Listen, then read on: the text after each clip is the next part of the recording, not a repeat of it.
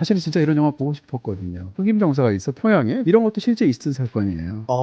모든 것을 기획하고 다 했던 사람은 암흑이하고 고명이잖아요. 진짜 이 달의 뒷면에 진실이 있는 거잖아요. 이 영화는 다 끝나고 나면 대체 무엇이 배드뉴스고 굿뉴스인지 당신은 어떤 견해를 가지고 있습니까? 라고 묻는 것 같아요.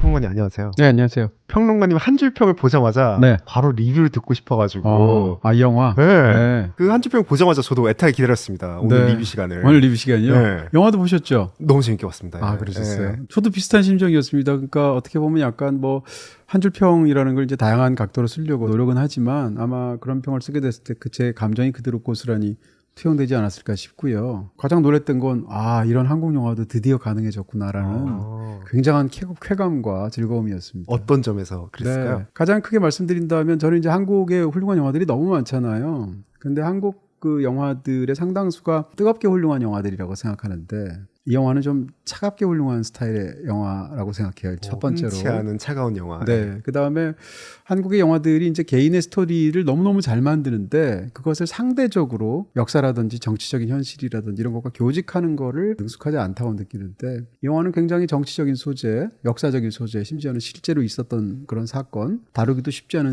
상황인 것처럼 보이는데요. 그런 정치적인 소재, 역사적인 소재를 가지고 더군다나 한국에서 거의 안 먹히기도 하고 잘 만들지 상대적으로 못하기도 하는 블랙 코미디라는 장르로 이렇게 순도 높고 지적으로 또 센스 있게 만들 수 있다는 것에 대해서 굉장히 놀랐고요. 아마도 이제 그런 것을 보면 영화를 보면 자동적으로 사람들이 떠올릴 건 애덤 맥케이 영화일 거예요. 돈 룩업?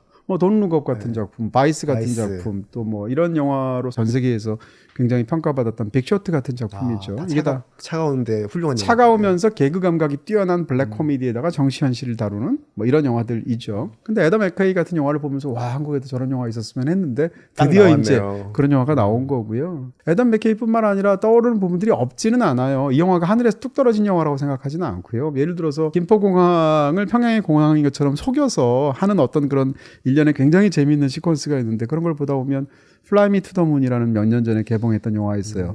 달 착륙을 마치 가짜로 만들어서 하는 듯 연기했었던 그런 영화 떠오르기도 하고요. 그 다음에 봉준호 감독이 너무 잘 구사하는 스타일의 어떤 방식이 있거든요. 어마어마한 어떤 일이 휘몰아치면서 완전히 그 구역을 휩쓸고 있는데 어떤 상황 때문에 그것을 뒤늦게 깨닫는 사람이 눈치채는 순간 폭풍처럼 그 사건이 전개되는. 예를 들면 괴물 같은 것을 보면 괴물이 고수부지에서 난리를 치잖아요. 한강 둔치에서. 근데 괴물이 난동을 부리고 있는데 혼자 헤드폰 끼고 있으니까 몰랐겠죠. 그러다 갑자기 어느 순간 괴물이 그녀를 낚아채면서 본격적으로 그 사건을 묘사하는 시각적으로 이런 장면이 있는데 이 영화를 보면 기내에서 안경 끼고 이어플러그를 꽂고 자는 남자 있잖아요. 그래서 자다가 중간에 깨고 나니까 본격적으로 난장판이 된 기내의 상황을 묘사를 시작하죠. 그 사람으로부터. 이런 것들은 사실은 봉준호 감독이 굉장히 연출을 잘하는 스타일이에요. 거기서 영향을 받았다는 뜻은 아니지만 이런 식으로 곳곳에서 떠오르는 영화들이 있기는 해요. 그럼에도 불구하고 영화가 갖고 있는 어떤 그런 놀라운 톤 앤 매너를 지키면서 이 모든 이야기를 할 수 있는 그 재능과 재치와 이런 건 참 놀랍다는 생각을 했고요.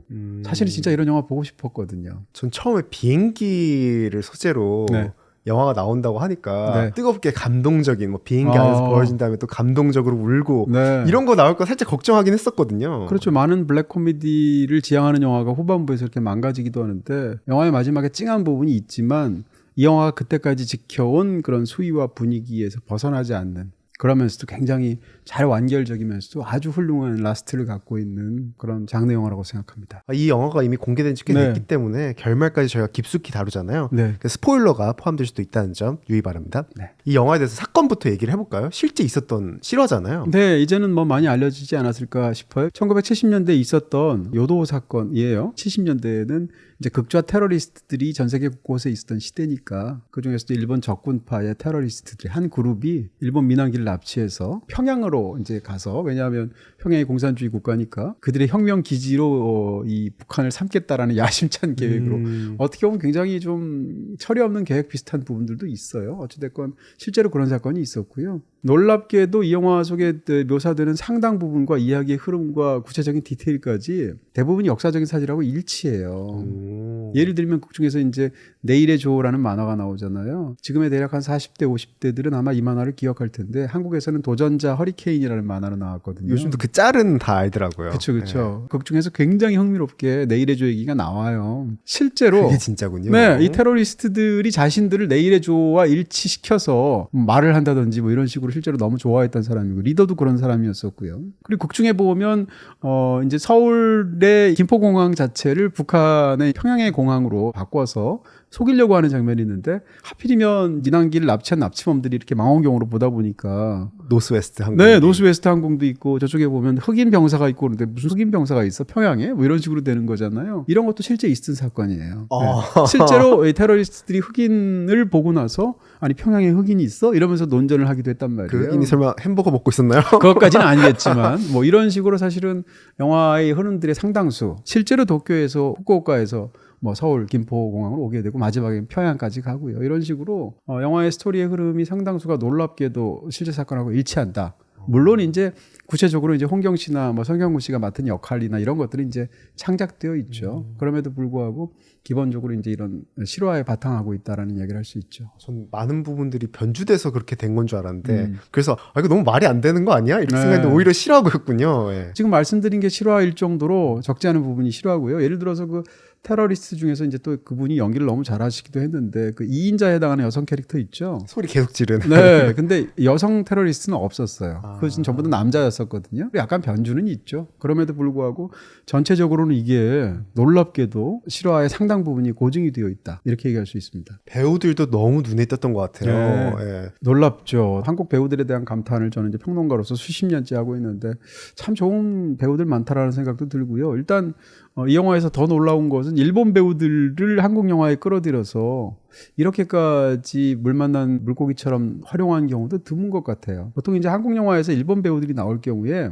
실제 일본 배우들이 나오기도 하지만 적지 않은 경우에 이제 일본말을 하는 한국 배우를 넣는다던가 이런 식의 방식을 쓰기도 하고 아니면 일본에서 배우들 캐스팅할 때도 상대적으로 좀 한국 배우에 비해서 역량이 좀 약간 떨어지는 부분이 있다던가 이렇게 되는 경우가 많은데 이 영화에서 그 테러리스트들 그룹이 나오는 그 부분을 보면 배우들도 연기 너무 잘하잖아요. 그렇죠. 전 러닝타임이 짧게 있을 줄 알았는데 네.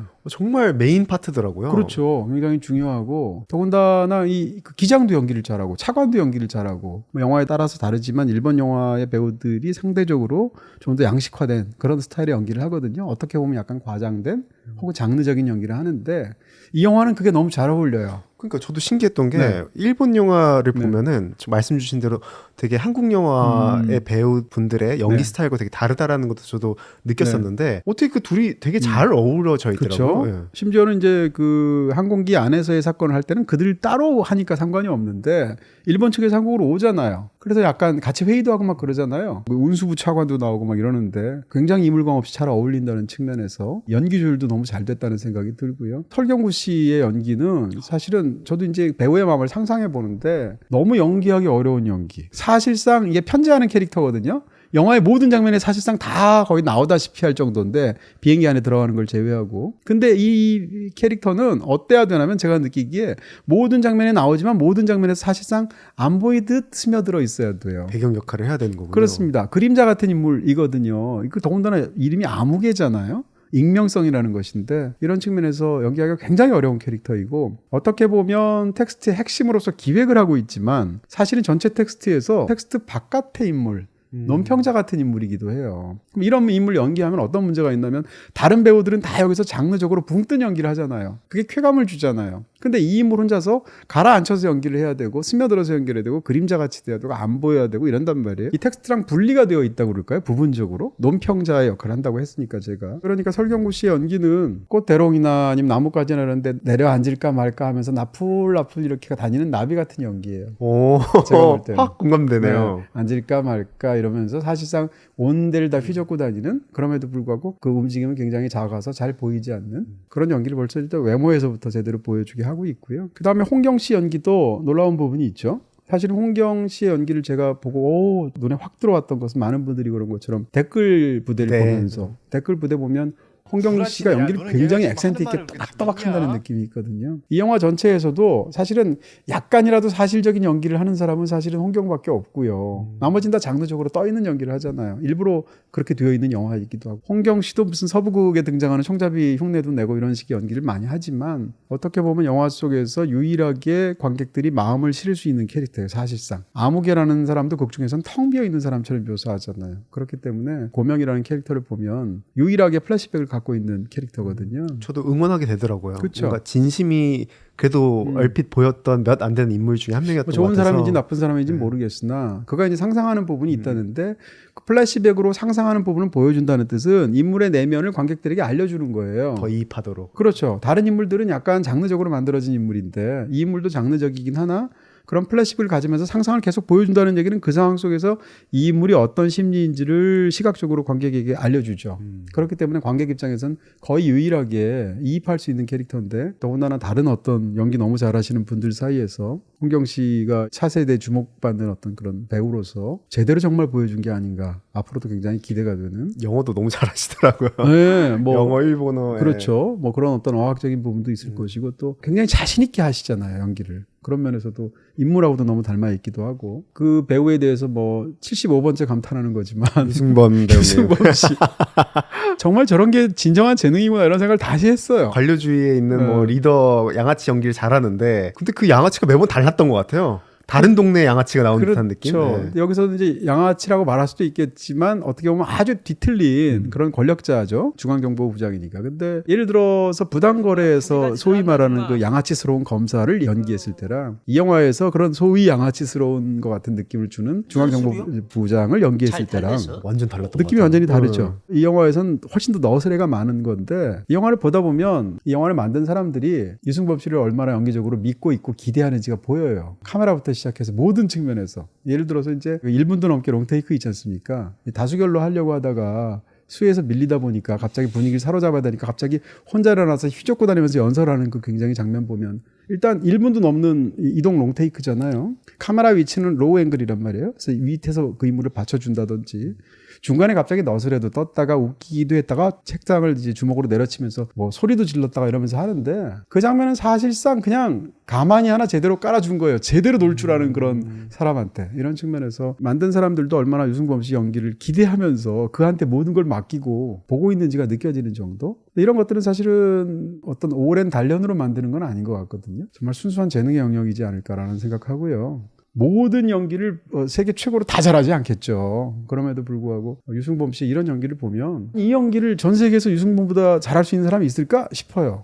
전 세계에서. 적어도 이 영화의 이 연기를 따지면 그런 생각이 들 정도로 저는 처음에 제가 무리를 걷는다 그러면 형이 물을 깡깡 얼려줘야 되는 거 아니냐고 할 때 그 깡깡 소리 들을 때부터 소름이 쫙 돋더라고요. 그 깡깡 다시 들어봐야겠네요. 네, 꽝꽝이 아니고 이제 약간 사투리, 약간 충청도 베이스를 갖고 있는 어투를 사용하는 인물이니까 중간에 보면 걸기대회에서 사람들이 막 이렇게 걸기하는 것을 보고 신나가지고 혼자서 그걸 따라하면서 혼자서 약간 전통춤 추듯이 추는 장면이 있는데 야 그런 것들도 보면 정말 굉장하다는 생각을 했고요. 그 외에도 뭐 훌륭한 배우들이 너무 많아서 연기적만으로도 지금 뭐 1시간 얘기할 수 있을 것 같아요. 배우의 연기도 너무 훌륭했지만 네. 이 영화의 또 훌륭한 점들. 가장 훌륭한 걸 하나만 꼽으라면 저는 이 영화의 가장 높은 성취는 구조에 있다고 생각해요. 사실은 블랙 코미디적이면서 이제 특히 이제 재치가 만발하는 스타일 영화들이 약간 구조가 약해서 한 초반 중반까지 너무 재밌다가 후반에 가면 사실은 이제 개그에도 지치거든요. 재치에도 지치고 그러면서 이제 후반부가 되면 굉장히 산발하는 경우가 있는데 이 영화는 그렇지 않고요. 가장 큰 이유가 구조가 워낙 탄탄해서 그래요. 구조를 굉장히 잘 잡아서 이 구조라는 것은 플롯만 얘기하는 것은 아니고 전체적인 시각적인 구조도 있을 것이고 아니면 플롯의 구조도 있고 여러 가지 구조가 있을 텐데 예를 들면 이 영화의 구조의 핵심적인 아이디어는 이항대립적인 거예요. 서로 다른 두 가지가 이렇게 있는 구조예요. 예를 들면 가장 지금 여기 지금 제작진이 너무 멋지게 보여준 것처럼 달의 앞면과 뒷면, 굿뉴스와 배드뉴스, 거짓과 진실 혹은 이런 추상적인 개념뿐만 아니라 인물도 홍경 씨가 연기하고 있는 그 고명이라는 캐릭터와 아무개의 관계 이것도 역시 마찬가지의 그런 느낌이 있고요. 그 다음에 하이제킹과 더블 하이제킹이라는 어떤 전술도 사실상 그런 부분이 있어요. 심지어는 영화에 보면 이제 기장이 이제 치질을 앓고 있는데 1만 시간을 마침내 취향에 성공하잖아요. 후반부에 굉장히 재밌게 보여주는데 영광과 치질까지도 이항 대립으로 되어 있어요. 근데 영광과 치질조차도 둘 다 1만 시간이 나은 산물이에요. 영화에서 개그 포인트부터 전체적인 어떤 구조까지 모든 것이 사실상 철저한 이항 대립으로 되어 있고요. 더 흥미로운 것은 이 항이 단순히 대립하는 것뿐만 아니라 통합해서 하나를 이루어요. 영화의 핵심적으로 계속 나오는 이야기 자체가 달의 앞면하고 뒷면이 전부 다 달이라는 거 아니에요? 이런 측면에서도 기본적인 구조에 대한 아이디어를 철두철미하게 관찰을 시켜서 영화가 너무너무 단단해요, 사실은. 엄청나게 치밀한 설계네요. 그렇습니다. 그런 면에서 이렇게까지 구조가 최근에 훌륭한 한국 영화 본 적 별로 없는 것 같고요. 그런 면에서 굉장하다 이렇게 얘기할 수가 있고요. 그리고 이제 기본적으로 막 사람을 재밌게 만드는 그런 어떤 개그나 뭐 이런 그 유머의 요소가 굉장히 많잖아요. 근데 말씀드린 것처럼 이렇게 승부하는 영화들은 뒤에 가면 갈수록 점점점 한계효용 체감의 법칙이라고 그럴까? 덜 재밌을 수가 있는데 보고 나서 단순한 유머러스한 재미뿐만 아니라 굉장히 묵직하게 뭐가 남는 부분들이 있잖아요. 그게 가능한 이유가 이 영화 전체를 굉장히 고증을 잘 잡은 거죠. 그러니까 아까 말씀드린 것처럼 내일의 주호 같은 이야기가 나오면 그것이 그냥 개그를 위해서 만들어 놓은 것 같지만 실화잖아요. 극 중에 등장하는 이야기의 흐름이나 전체적인 전개는 거의 다 실화에서 그대로 고증을 했어요. 시각적으로도 그래요. 유머가 많은 그런 영화들이 상대적으로 미술을 조금 더 등한시할 수도 있는데 이 영화는 미술적으로도 훌륭하잖아요. 실제로 그 시대를 배경으로 해서 미술적으로나 시각적으로나 아니면 어떤 지금 말씀드렸던 이런 부분에서나 이런 것들이 땅에 제대로 발을 붙이고 있는 영화적인 틀을 갖고 있기 때문에 거기서 마음껏 재치를 부려도 그게 허망하지가 않아요. 관객에게 주는 기본적인 신뢰 같은 것도 생기게 되고 그러니까 단순히 재치 잔치로만 끝나는 영화가 아니라는 거죠. 이런 측면에서 하나하나의 작은 요소들을 디테일들을 즐기게 만드는 거대한 어떤 구조와 전체적인 어떤 보는 시각과 이런 것이 굉장히 뛰어난 측면이 있는 영화다 이렇게 말할 수 있죠. 비다이렉트 샵에서는 모두 다 가능. 비다샵 가능. 그 진실과 거짓, 달 얘기하니까 첫 장면이 딱 떠올랐어요. 네네. 첫 장면부터 되게 눈을 캐치하잖아요. 첫 장면도 진짜 잘 만들었죠. 어떻게 보면 첫 장면에 사실상 이 영화의 모든 것이 다 선행적으로 담겨서 제시된다, 축약된다 이렇게 말할 수 있을 정도로 감독도 엄청 신경 써서 만든 장면처럼 보이고요. 보면 하늘에 떠 있는 달을 비추고 있는 장면이 영화에서 시작인데 그러면서 이제 트루먼 쉐이디라는 사람의 유명한 명언을 대신 이렇게 말을 해주잖아요. 나레이션을 통해서. 때로는 진실이라는 것이 달의 뒷면에 있다. 그렇다고 앞면은 거짓인 것은 그렇다고 아니다. 앞면은 거짓인 것은 아니다라는 이야기죠. 일단 말이 굉장히 좀 귀를 솔깃하게 하는 있어 재치있는 보였어요. 말이죠. 근데 이 말은 제가 볼 때 두 문장으로 되어 있잖아요. 때로 진실은 달의 뒷면에 있다. 그렇다고 앞면이 거짓은 아니다 해서 핵심은 두 번째 문장이에요.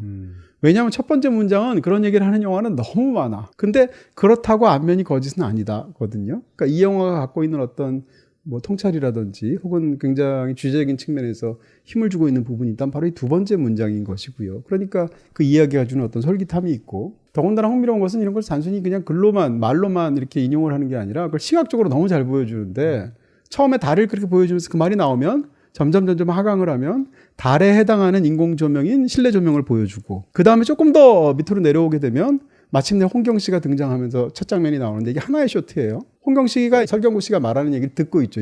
지금 말씀드렸던 트루먼 쉐이디의 이야기를. 근데 듣는데 우리가 그걸 보고 있는 홍경의 앞모습과 이야기를 하는데 열중하는 설경구의 모습이 카메라가 뒤로 서서히 빠지면 보이게 되는데 투샷으로. 근데 거기서 카메라가 더 빠지면 사실은 두 사람이 실제로 모습을 나누는 게 아니라 유리창에 반사된 반영이었다는 거 아니에요? 그러니까 카메라가 더 빠지게 되면 이번엔 정반대로 뒷모습을 보였던 유리창 속에 설경구 씨가 앞모습으로 나오게 되고 홍경은 뒷모습으로 나오게 되죠. 카메라가 뒤로 빠지면서. 이게 전부 하나의 쇼트로 되어 있어요. 실제로는 하나로 안 찍었을 수 있죠. 근데 어찌됐건 관객이 체험하기에는 하나의 쇼트로 표현이 되어 있어요. 그러니까 이 하나의 쇼트에서 담겨 있는 건 사실상 달의 뒷면을 먼저 보여주고 그 다음에 달의 앞면을 보여주는 것을 시각적으로 구현한 거예요. 두 인물에 대해서 달의 반영으로 유리창을 보여주고 우리가 볼 수 없는 그걸 다시 두 사람이 직접 보여주는 걸 시각적으로 보여줬으니까. 더군다나 이 긴 쇼트에서 어떻게 찍었냐면 마주보면서 대화하는 것은 한 사람을 등을 보여주는 방식으로 해서 두 사람을 같이 잡았단 말이에요. 근데 이 장면이 영화의 한 3분의 2 지점에 가게 되면 다시 나오잖아요. 많은 영화가 그런 것처럼. 근데 거기서는 어떻게 찍었냐면 두 사람을 각각 독립된 쇼트로 찍었어요. 서로 구별되는 개별적인 단독샷으로 찍었어요. 근데 여기서는 둘을 같이 묶어준단 말이에요. 인용했던 인용구의 핵심이 뭐예요? 그렇다고 앞면은 거짓은 아니라는 거 아니에요. 다시 말하면 그 이야기의 핵심은 뒷면과 앞면의 관계이고 그 모두가 달이다라는 것이 이 영화의 어떤 핵심적인 어떤 아이디어일 텐데 다시 말하면 두 인물이 서로 완전히 사실은 별로 관계도 없는 인물처럼 보이고 서로가 뭐 헛소리니 개소리니 서로 욕하고 있는 그런 사이처럼 보이지만 그 두 인물이 마침내 하나의 쇼트 속에서 같이 포함돼서 투샷으로 찍었단 말이에요. 이게 또 왜 재밌냐면 그 바로 이어지는 이야기가 무슨 얘기인가 하면 서로 의미가 없는 것 같은 공립된 사건처럼 보이는 이 영화에 등장하는 70년대 두 가지 사건이 있었단 말이에요. 하나는 북한에서 한국의 민항기를 납치한 사건. 또 하나는 한 달 뒤에 일본에서 적군파 이 수장을 체포한 사건이 있단 말이에요. 근데 거기에 대해서 두 사건은 사실은 국적도 다르고 사실은 전혀 연관이 없다라고 홍경이 내레이션을 말을 하면 옆에서 설경구 씨가 끼어들면서 뭐라고 얘기하냐면 연관성이라는 게 나중에 맺어지면 다 있기도 하고 연관하기 위해서는 두 가지만 필요하다고. 하나는 바로 거기에 대한 약간의 창의력, 그 다음에 그것을 믿으려는 어떤 의지 두 가지만 있으면 연관성이 지어진다고 말을 하는데 어떻게 본다면 이 영화는 감독의 창의력과 의지가 결합된 쇼트인 거예요. 그걸 통해서 사실상 서로 무관한 아무개와 고명이라는 사람을 사실상 연관 지어준 거죠, 카메라가. 영화 연출의 형식으로. 그리고 영화를 다 보고 나면 또 한번 얘기할 것 같습니다만 사실은 홍경과 이 아무개라는 사람은 동전의 양면 같은, 달의 앞면과 뒷면 같은 사람일 수도 있거든요. 둘을 같은 사람으로 파악할 수도 있어요. 이야기의 맥락에서 본다면. 둘 사이에서 지금 말씀드렸던 연관성을 지어주는 창의력, 그 다음 그러려는 의지, 믿음, 이런 것들은 사실은 이 영화에서 감독이 갖고 있는 첫 장면에서의 마음인 거예요. 이런 측면에서도 사실은 이 영화의 흥미로운 부분들이 굉장히 많거든요. 심지어는 상대방이 아니 무슨 개소리예요 라고 이제 홍경 씨가 얘기를 하니까 설경구 씨가 화를 내면서 그럼 내가 개란 말이냐 라고 말을 하는데 영화를 다 보고 나면 주인공인 아무개의 유일한 컴플렉스는 내가 중앙정보부장의 개노릇을 하고 있구나라는 자괴심이에요. 바로 그렇기 때문에 중간에 보면 공항에서 혼자 배회하는 개 한 마리를 보고 있는 장면이 있죠.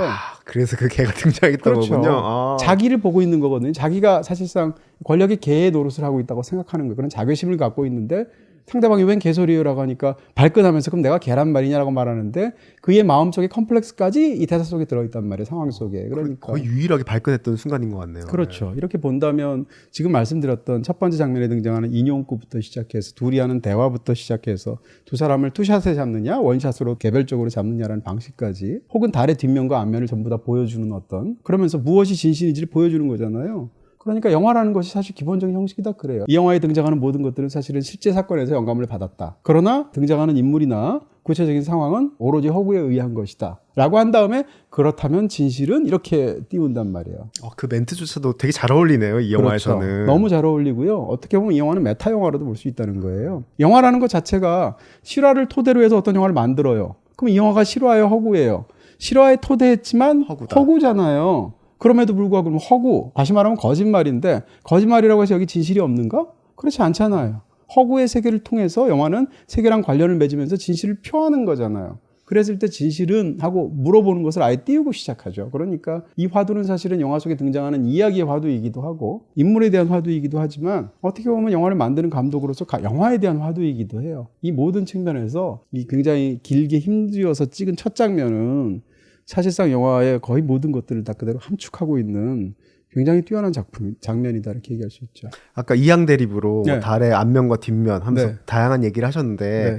아무개와 서구명도 이렇게 대립이 되잖아요. 아무개라는 인물 한번 보세요. 일단 이 인물은 아무개고 마지막에 가서야 자기 이름을 갖게 돼요. 그러니까 아무개라고 극 중에서 아무렇지도 않게 그냥 아무개지 뭐 이렇게 말을 하는데 그게 이 영화에서 굉장히 중요한 부분이 있죠. 아무개라는 것은 익명의 존재이고 이 사람이 어떤 일을 해도 책임을 지지 않아도 된다는 뜻이기도 해요. 근데 영화를 보면 이 모든 일을 다 주제해서 계획 다 짜고 모든 것이 다 그 사람 손바닥 위에 있단 말이에요. 근데 그래봤자 이 사람은 권력의 개예요. 이런 측면에서 이물이 갖고 있는 아이러니가 있고 어떻게 보면 아무개의 입장에서 본다면 익명의 존재에서 자기 이름을 만들어가는 과정의 스토리라고 볼 수도 있죠. 이 인물을 중심으로 본다면. 근데 이 아무개한테 사실은 극 중에서 이름이 중반에까지 나와요. 그 인물이 뭐냐면 트루먼 쉐이디예요. 제가 볼 때. 알고 봤더니 트루먼 쉐이디라는 인용을 멋지게 했는데 트루먼 쉐이디라는 사람은 없다는 거 아니에요. 인용구도 만들어서 한 거짓말 인용이란 말이에요. 그럼 트루먼 쉐이디 인용구를 말하면서 자기의 어떤 이야기를 했던 아무개는 곧 트루먼 쉐이디란 말이에요. 더군다나 이름이 트루먼 쉐이디인데 트루먼이라는 건 진실한 사람이라는 뜻이잖아요. 쉐이디란 건 그늘이 졌다는 얘기잖아요. 이 사람은 그늘 같은 사람이고 그림자 같은 사람이에요. 그러니까 트루먼 쉐이디란 이름이 곧 사실상 극 중에서 연기하는 바로 아무개 그 자체인 거죠. 이름의 네이밍 자체도. 사실상 이 인물은 트루먼 쉐이디에 해당하고 트루먼 쉐이디의 말을 빌어서 자기 얘기를 한 거죠. 그러다가 마지막에 가면 이제 최고명이라는 이름을 찾게 되는 그런 과정을 갖고 있고요. 굉장히 흥미롭죠. 근데 사실은 이런 인물에 대해서, 이런 스타일의 인물에 대해서 변성현 감독이 굉장히 애착을 갖고 있고, 이런 인물 만들기를 좋아하는 것 같아요. 킹메이커의 주인공이 바로 이런 사람이잖아요. 겉으로 드러나지 않지만 사실상 모든 일을 주재하다시피 하는 사람이고 이런 것들인데 킹메이커가 그런 뜻이기도 하고 이 아무개는 사실은 굉장히 변성현 감독이 공들여서 자주 만들어 온 스타일의 인물, 흥미로운 인물이다 이렇게 말할 수가 있죠. 또 하나가 이제 홍경 씨가 연기하는 이제 그 반대편에 있는 고명이라는 캐릭터인데 이것도 이름으로 얼마든지 풀 수 있어요. 이름이 고명이에요. 고명이면 일부러 한자도 나오고 또 그걸 새기기도 하잖아요. 높을 꽃자 이름 명자를 써서 이 사람의 마음속에서는 자기 아버지가 6.25 전쟁을 치르면서 다리가 날아가는 그런 끔찍한 일을 당했음에도 불구하고 제대로 보상받지 못하고 기껏해야 대통령 시기 하나 받은 거잖아요. 그런 아버지를 갖고 있고 굉장히 어려운 환경에서 자랐겠었죠. 아버지는 좀 좌절스러운 그런 삶을 살았을 것이고 그 상황에서 나는 제대로 한번 출세해보고 싶다. 이름을 날리고 싶다라는 이름을 갖고 있어요. 고명이라는 이름을 누가 지었겠어요? 아버지가 지었겠죠? 네. 아버지가 지은 이유는 아버지 스스로는 사실상 암흑이에요. 아버지는 익명의 존재예요. 근데 우리 아들만큼은 이름을 날리고 싶은 거예요. 그게 어려서부터 고명한테 들어가 있죠. 실제로 이 말도 안 되는 이런 어떤 이 모든 상황에서 투입이 되었을 때 이 사람의 마음속에는 자기가 국가적인 영웅이 되어서 이름을 날리고 싶은 이런 욕망이 있죠. 계속 상상하죠. 네, 굉장히 어떻게 보면 이기적이면서 출세지향적인 인물이라고 보일 수도 있어요. 그러니까 고명이라는 이름이 있다는 건 너무 당연하잖아요. 근데 고명이 사실 우리말에서 다른 말로 쓰잖아요. 고명이라는 게 음식 같은 거 덮밥 같은 거 이렇게 만들고 고명을 하면 얹다. 그렇죠. 고명을 얹잖아요. 모양이라든지 맛이라든지 이걸 주기 위해서 쉽게 얘기하면 고명은 재료가 아니에요. 핵심이 아니죠. 네, 뭐 약간 좀 스키다시 뭐라 그래야 돼? 네. 그러니까 주재료를 돋보이게 하기 위해서 얻는 보조 재료? 이런 거죠. 기껏해야. 그러니까 이 사람은 영화에서 보면 사실상 핵심적인 역할을 두 사람이 다 하잖아요. 아무개가 판을 깔면 고명이 그 일을 다 실제적으로 자기의 기지와 이런 걸로 아이디어를 내서 처리하잖아요. 그럼 사실은 이 사람은 주재료야. 근데 불구하고 이름이 고명이네? 왜냐하면 영화를 다 보고 나면 이 사람이 했던 모든 일이 다 의미가 없고요. 없던 일이 되는 거잖아요. 공식 기록상에서는. 그러니까 사실상 이 사람은 끼케야 주변자이고 관제사의 어떤 그런 역할을 가지고 극 중에서 하게 되는데 비행기가 수없이 도착하고 이륙하고 하는 과정 속에서 관제사의 역할이 얼마나 중요하겠어요. 하지만 비행기를 타는 사람이 관제사를 의식하나요? 파일럿을 의식한다든가 승무원을 한다든가 이런 사람들은 보이지만 관제사는 안 보이는 저 뒤에 존재인 거잖아요. 가려진 존재죠. 관제사는 직업도 그렇단 말이에요. 그런 면에서 고명이라는 이름, 그 사람의 역할 같은 것이 사실상 극 중에서 굉장히 강하게 설정된 부분이 있다는 거고요. 근데 이 고명이라는 인물이 가장 큰 뛰어난 능력이 뭐냐? 임기응변 능력인데 그걸 뒤집어서 얘기하면 극 중에서 거짓말 선수예요. 그래서 극 중에서 이제 양치기라고 부르죠. 일본 테러리스트들이 이제 양치기 소년이라는 말을 하게 되는데 처음엔 하기 싫었어 이 일을. 근데 끌려와서 가만 생각해 보니까 잘하면 내가 출세해서 엄청난 국가적인 영웅이 될 것 같아요. 막 카퍼레이드하고 이런 거 막 상상하잖아요. 처음에 이 사람이 냈던 아이디어는 대담하게도 평양으로 가려는 것들을 우리가 이제 더블 하이제킹을 통해서 이제 김포공항에 착륙시키는데 저들을 안심하게 하기 위해서 김포공항을 사람들 동원해서 엑스트라를 동원해서 마치 북한에 도착한 것처럼 평양에 도착한 것처럼 바꾸겠다라는 거잖아요. 이 아이디어를 낸 사람이 바로 고명이란 말이에요. 그래서 김포공항을 북한으로 만들어도 되겠습니까? 라는 대담무쌍한 계획을 갑자기 이 중정부장한테 전화로 이야기를 하기도 하잖아요. 그러면 적을 속여서 남한을 북한으로 착각하게 만드는 그런 거짓말을 한 사람이죠. 그 다음에 오는 과정에서 흑인 봤죠. 노스웨스트기 봤죠. 뭐 대공포를 막 쏘기 시작하는데 이 모든 걸 다 임기응변으로 거짓말하잖아요. 사실은 축포 쏘는 거고요. 저 흑인인 사람은 소련에서 온 사람이고 민항기는 작전기이고 뭐 이런 식으로 거짓말을 하잖아요. 그러니까 이 사람의 능력은 거짓말하는 능력이다라는 거죠. 그랬는데 이 사람은 이 거짓말할 때까지만 해도 핑계가 있었어요. 나는 국가를 위해서 한다라는 핑계가 있었죠. 자기는. 근데 이 사람이 오로지 자기를 위해서 어떻게 보면 가장 나쁜 거짓말을 하는 개인의 실존적인 붕괴를 겪는 거짓말의 순간이 영화에 있어요. 그 민항기 안으로 들어가게 되잖아요. 그래서 그 장면은 영화에서 가장 어둡게 찍었어요. 일부러. 기대가 굉장히 어둡고요. 적들하고 이야기를 하게 되는데 테러리스트들 중에서 심지어는 그들이 서로 목적을 위해서 칼로 1인자와 2인자끼리 서로 찌르고 찔리는 그 장면까지 봐서 정말 무서운 놈들이라는 걸 보게 되죠. 폭탄도 봤는데. 그렇죠. 다 봤어요. 돌아왔단 말이에요. 물어보는데 그 순간 영화가 플래시백으로 너무 친절하게 보여줘요. 이 사람이 그 순간 뭘 상상하냐면 중정부장과 자기가 손을 잡고 그 사람이 자기 손을 치켜 올리면서 영웅이 되는 어떤 외부 행사 장면을 상상하거든요. 그리고 자기가 편을 들어야 할 중앙정보부장이 바로 그런 걸 원한다는 걸 알고 있죠. 그래서 자기가 본 것하고 달리 뭐라고 얘기하냐면 철부지 애들에 불구하고 그들은 절대 자폭할 애들이 아니다라고 그 마음에 딱 맞는 말을 대신해줘요. 그런 상황에서 거짓말하게 하는데 그 거짓말은 국가를 위한 게 거짓말이 아니에요. 자신의 출세를 위해서. 자기의 출세를 위해서 한 거짓말이야. 그리고 그 순간 사실상 어떻게 보면 약간 메피스토펠레스한테 자기 영혼을 판 파우스처럼 되는 거예요. 말하자면, 비유해서 한다면. 건들 수 없는 강을 넘었군요. 그렇죠. 그 순간 인물은 자기의 어떤 윤리적으로 붕괴되는 순간이에요. 사실상. 근데 영화에서 그게 이제 굉장히 중요하고요. 자기를 위한 거짓말 하자마자 아무개가 그걸 받아서 서로 관련 없던 두 사건을 연결시켜서 걸기대회를 열죠. 반공의 감정들 같은 것이 막 끌어올리니까 거기에 이제 딱 그 대통령이 영부인을 통해서 혹은 영부인의 뜻으로 영화에서 이제 그 다음 단계로 넘어가게 되는 거거든요. 그런 측면에서 지금 말씀드렸던 어떤 그 인물들의 붕괴가 있고 이런 두 인물이 연달아서 가장 그 어두운 가장 바닥 상태에서 거짓말로 어떤 일들을 하는 순간 나온 게 바로 영화의 첫 장면이에요. 그 순간 다시 플레이가 되는 게.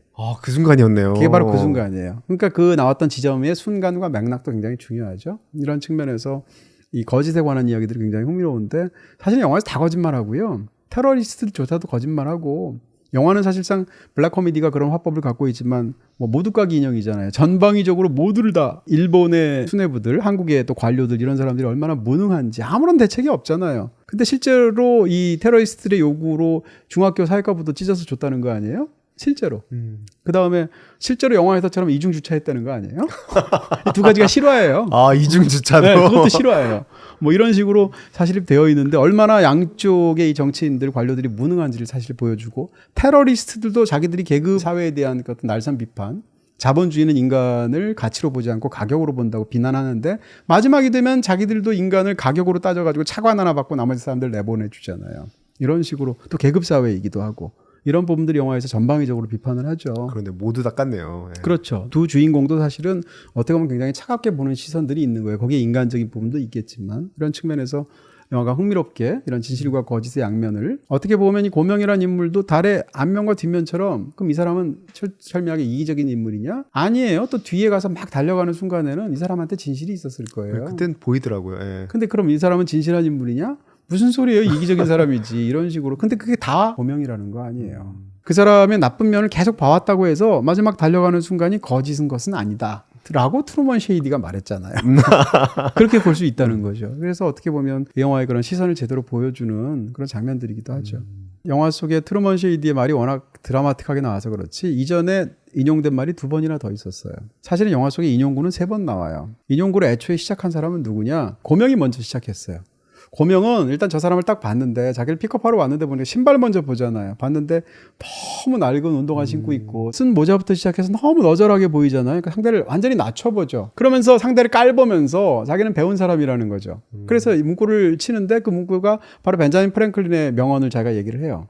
근데 이 사람도 꽤 공부한 사람이거든요, 나름. 그러니까 벤자민 프랭클린이라고 아무개가 봤죠. 그리고 나서 뭐라고 그러냐면 너 그 유명한 사람들 명언이라고 말하는 개소리들이나 챙기는 그런 놈이구나 이렇게 말하죠. 이 고명이 뭐라고 반발하냐면 아니 역사에 이름을 남긴 사람들의 말이면 충분히 가치가 있는 거 아닙니까? 라고 말을 해요. 근데 그 이야기가 잘못되었다는 걸 깨닫는 과정의 스토리거든요. 고명 입장에서 본다면. 그러니까 애초에 벤자민 프랭클린이라는 인용구를 던진 건 그예요. 그러니까 이 놈이 이런 놈이구나 알고 있죠. 그 상황에서 나중에 또 다른 상황이 됐을 때 이번에는 정반대로 아무개가 인용구를 해요. 고명도 공부 많이 하니까 윈스턴 처칠하고 이번엔 저쪽에서 맞추죠. 이게 서로 장군 멍군 하나씩 받은 상태에서 마지막으로 3번째로 트루먼 셰이디를 얘기해요. 그러니까 이런 맥락이니까 이 고명 입장에서는 어떻겠어요? 이 두 사람 사이에서 핑퐁 같은 그런 대화, 이전 대화를 생각하면 트루먼 셰이디의 말을 얘기를 하니까 그러면서 너 이 말 아냐고 하니까 당연히 알죠 이렇게 대답을 해요.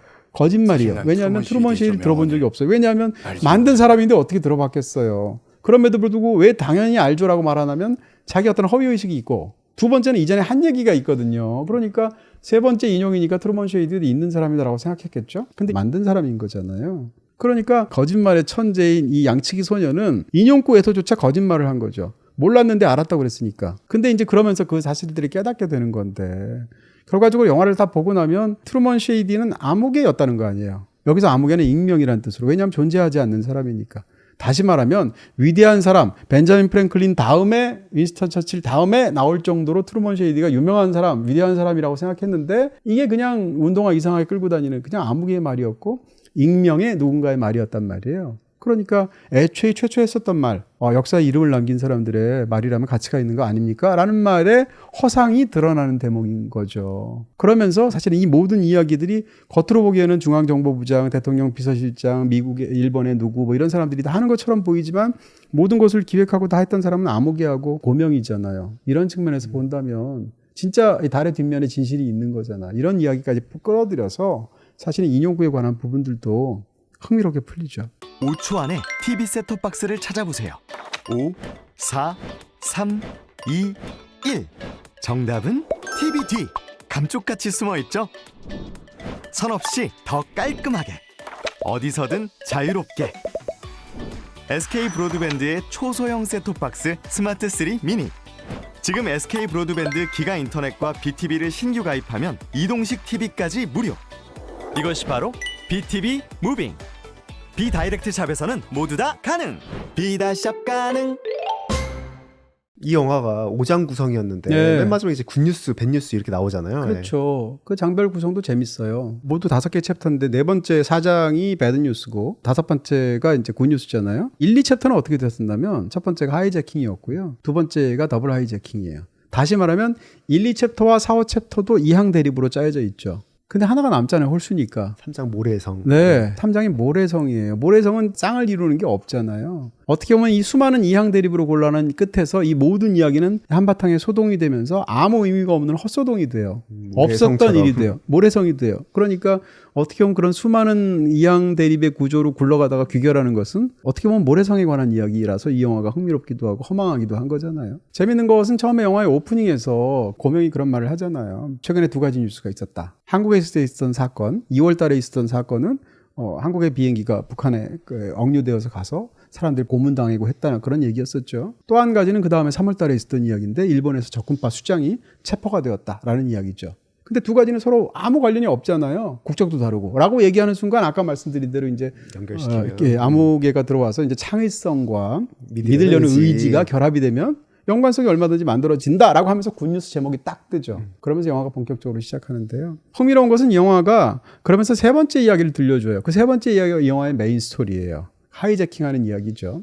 그 세 번째 이야기라고 뉴스라고까지 이제 극 중에서 등장하게 되는데 앞에 두 뉴스는 뒤에 두 뉴스와 달리 굿뉴스, 배드뉴스의 구별이 없어요. 그냥 두 이야기라고만 말해요. 근데 사실 이 두 이야기는 굿뉴스, 배드뉴스 구분할 수 있을 것 같거든요. 예를 들어서 적군파가 잡힌 건 굿뉴스. 적군가가 잡힌 건 굿뉴스잖아요. 사회에 혼란을 주고 테러를 일으키는 놈들이 수장이 잡혔으니까. 억류되어가지고 그런 고초를 당하고 전기고문까지 당했다는 건 배드뉴스잖아요. 근데 그걸 굿뉴스나 배드뉴스로 규정하는 얘기가 영화에 전혀 없어요. 그냥 별개의 두 사건.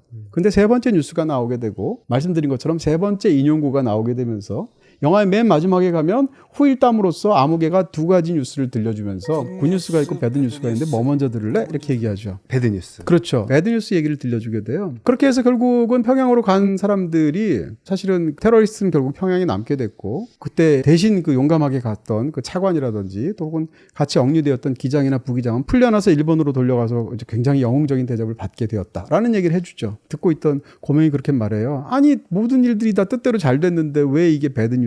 라고 하니까 그놈들이 썼던 총하고 칼들이 다 가짜였단다. 이렇게 말을 해주는 거죠.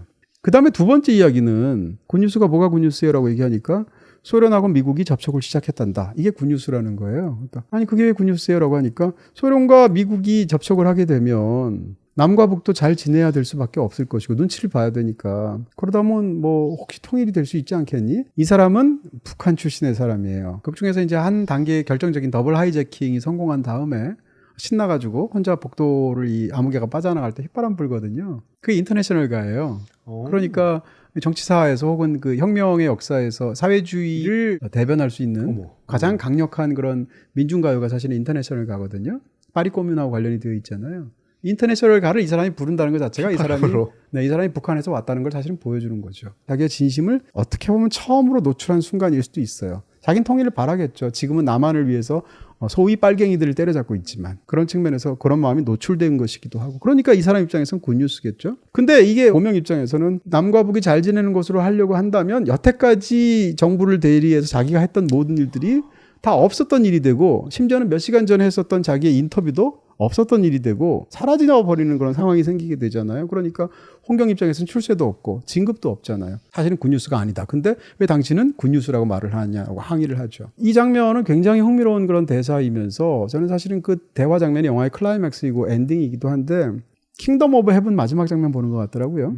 마지막 순간에 살라딘이 떠나면서 예루살렘이 어떤 의미냐고 했을 때 Nothing and everything이라고 말을 하잖아요. 그랬을 때 그 맥락 더군다나 말한 사람이 떠나고 그 말의 의미를 곱씹잖아요. 남겨진 사람이. 그런 맥락도 비슷한 느낌이 드는 굉장히 훌륭한 장면이라고 생각이 들던데. 그러니까 이런 거예요. 이 영화는 다 끝나고 나면 대체 무엇이 배드뉴스고 굿뉴스인지에 대해서 당신은 어떤 견해를 가지고 있습니까? 라고 묻는 것 같아요. 다 공존하는데. 네. 그러니까 앞에 이야기도 분명히 뜻대로 다 잘 됐는데 왜 배드뉴스라고 그 얘기를 했냐면 사실은 우리가 놈들을 속였다고 생각했는데 이 모든 일을 하기 위해서 알고 봤더니 놈들이 가짜총으로 우리를 속인 거 아니야. 우리가 속았네? 그러니까 배드뉴스야. 그러니까 배드뉴스의 판단은 모든 사람들이 다 제자리로 원래대로 가게 되었다가 아니라 아니 우리가 속았잖아 쌍 이렇게 되는 거예요. 그러니까 여기서 기준이 되는 것은 나의 감정이나 내가 한 일이 허위로 돌아가는 것에 대한 실망감 같은 거겠죠. 이게 기준으로 그 뉴스를 굿뉴스로 안 보고 배드뉴스로 보죠. 뒤에 것도 마찬가지예요. 어떻게 보면 그렇게 해서 통일에 가는 어떤 지름길이 되었다. 혹은 국제적으로 이렇게 막 냉전의 시기보다는 조금 더 이제 대탕트의 시대가 되었다라고 한다면 굿뉴스일 수도 있잖아요. 근데 아니 내 진급기회가 다 날아가게 됐네?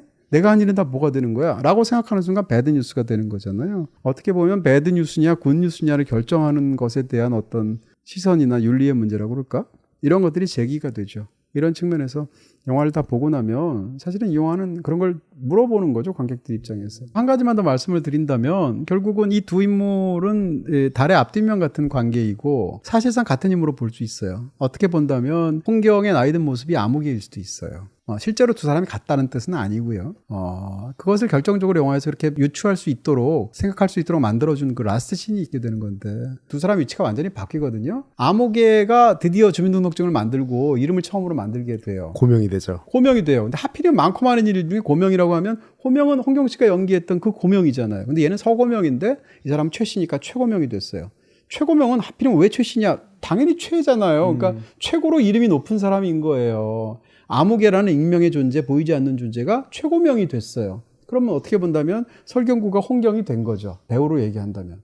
반대편에서는 어떤 일이 일어났나? 저 사람은 이름을 높이 날리고 싶어 했던 고명이었어요. 마지막 순간에 선물을 뭘 받았느냐? 자기가 허망하게도 그 많은 일을 목숨 걸고 했는데 결국 받은 건 대통령 시계 하나란 말이에요. 봉황이 그려져 있는. 아버지가 받았던 네, 그 시계. 바로 그렇죠. 아버지 시계는 깨졌죠. 그 상황에서 대통령 시계를 받아가지고 이제 굉장히 허망해서 허탈해서 웃는 장면이 있게 되는데 아버지는 바로 아무개예요. 익명의 존재예요. 국가를 위해서 전쟁에서 참여해서 그런 엄청 이렇게 공훈을 세웠다고 볼 수 있겠지만 그 상황에서 무슨 훈장을 받은 것도 아니고 대통령 시계 하나 받은 게 전부고 다리를 잃는 그런 상처를 받았단 말이에요. 주인공도 두 번이나 넘어지잖아요. 홍경이 넘어지는 자리가 어떤 자리인가 하면 K를 지운 자리예요. K가 써였던 이유는 아마 코리아 아니면 김포였겠죠. 근데 그걸 지운 자리란 말이에요. 왜냐면 평양처럼 하려고 하니까 바닥에 있는 K를 지웠을 텐데 K를 지웠다는 뜻은 이 사람이 그토록 헌신하는 것처럼 붙던 국가적인 가치가 사실상 허상으로 드러났거나 없었던 것으로 보이거나 아니면 뭔가 왜곡됐거나 하는 자리에서 이 사람은 두 번이나 자빠지는 거예요. 우와. 그런 정치적인 맥락을 갖고 있단 말이에요. 거기 넘어지는 순간 이 사람은 사실은 아빠 같은 일을 겪는 거예요. 자신의 아버지처럼. 그리고 마지막에 시계를 받는 순간 아니 똑같잖아요. 국가를 위해서 이렇게 헌신을 하고 상처까지 입었는데 받은 것은 결국 아빠도 대통령 시계, 아들도 대통령 시계 받은 거예요. 그 순간 고명은 아무개가 되는 거예요. 더군다나 그때 무슨 얘기를 해주냐면 트루먼 쉐이디 이름 아무도 없고 그냥 아무개 같은 놈이라는 식으로 이야기를 하게 되죠. 그 말을 전달받는 순간 사실상 이 모든 것은 고명이 아무개가 되는 과정이 되는 거죠. 그러니까 바로 직전에 아무개가 고명이 되는 과정하고 서로 역으로 되어 있거든요. 그러니까 고명은 아무개가 되고 아무개는 고명이 되면서 끝나는 건데 이 둘은 사실상 마쿠의 존재이고 같은 존재이고 영화에서 유일하게 내레이션을 통해서 관객에게 클로즈업으로 직접 정면으로 말하는 딱 두 배우예요. 그런 측면에서 사실상 이 두 인물은 동전의 앞뒷면 혹은 달의 앞면과 뒷면 같은 그런 인물들이다라고 볼 수 있겠죠. 서로의 위치가 역전되는 것조차도 이양 대립이네요. 그렇죠. 이러면 사실 계속 맞물려 돌아간다고 볼 수도 있는 것이고요. 그래서 결국은 얘가 이게 되고 얘가 이게 되면서 끝났다는 아닌 거예요. 그런 둘의 관계성을 보여주는 건데 영화는 그런 것들 극중의 말을 빌면 약간의 창의력이라고 하지만 약간은 아니고 훌륭한 창의력과 그것을 믿어서 관철시키는 의지로 보여준 그런 또 노작으로 이 영화를 평가할 수 있겠습니다. 한국의 이례적인 블랙 코미디 영화로서 오늘 그 굿뉴스에 대해서 쭉 얘기를 했는데 그 추천 영화는 어떻게 될까요? 일단 이 영화를 보면서 가장 먼저 떠오르는 어떤 또 다른 훌륭한 영화의 예를 들 수 있다면 바로 애덤 맥케이 영화들을 떠올릴 거예요. 아마 많은 분들이. 빅셔트 같은 작품, 바이스 같은 훌륭한 작품들이 있는데요. 이런 작품들을 한번 보시게 되면 또 차이도 굉장히 많거든요. 변상현 감독의 이 영화하고는. 그런 걸 한번 같이 이렇게 보시는 것도 흥미로운, 더군다나 이 두 작품도 뛰어난 그런 정치 블랙 코미디니까 혹은 경제 쪽을 다루게 된 그런 사회 문제를 다루는 그런 블랙 코미디니까 추천드릴 수 있을 것 같습니다. 빅쇼트와 바이스는 장르 통합 월정의 BT 플러스에서 보실 수 있습니다. 별점이 굉장히 상위권이었잖아요. 네. 사실상 이제 저희가 곧 12월이어가지고 네. 올해 한국 영화 베스트 10을 이제 곧 해야 되는데 그 사이에 이걸 네. 뛰어넘는 영화들도 나올 수 있을까요? 2달도 안 남았죠? 한 달 거의 한 달 가까이. 근데 전 정말 다행이라 생각했어요. 사실은 올해 굉장히 한국 영화가 좀 상대적으로 굉장히 어렵기도 하고 주춤한 시기였죠. 좋은 작품도 상대적으로 적은 편이어서 근데 하반기 들어서 오늘 꼭 지금 말씀드린 이 영화뿐만 아니더라도 좋은 영화들이 많이 나오고 있거든요. 그래도 참 다행스러운 일이 아닌가라고 생각하게 됩니다. 올해 한국 영화 베스트 10이 나오기 전까지 훌륭한 한국 영화들이 더 많이 나오길 바라겠습니다. 네, 고맙습니다. 감사합니다. 인터넷 설치 비다이렉트 샵에서는 주말도 가능, 야간도 가능, 오늘도 가능. 주말도 야간도 오늘도, 주말도 야간도 오늘도. 365 설치 비다이렉트 샵에서는 모두 다 가능. 비다샵 가능.